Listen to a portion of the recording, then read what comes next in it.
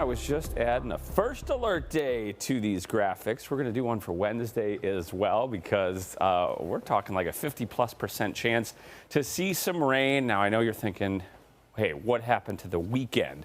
That system pulled up a bit and it didn't give us as much rain as we were hoping, but we're going to watch these two series of storms actually that are coming into play for this week.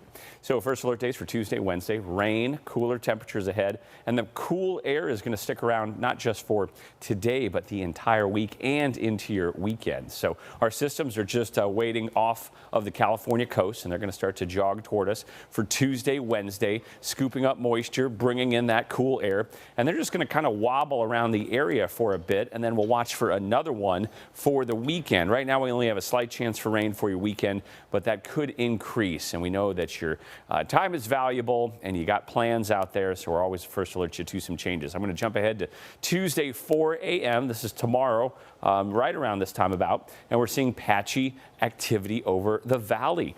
8 a.m. Still seeing some of those showers over the Phoenix metro, so might be dealing with some wet roads on your commute.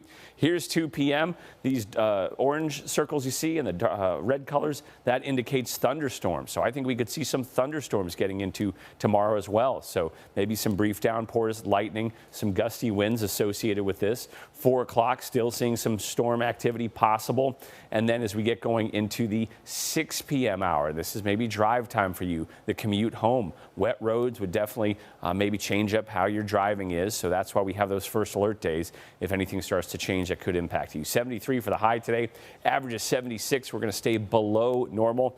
Only the 40s in Flagstaff, 50s in Prescott, 50s in Payson.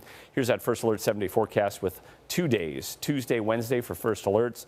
And then we'll keep lower grade chances for rain in the forecast, and along with much cooler temperatures, 60s pretty much the entire week.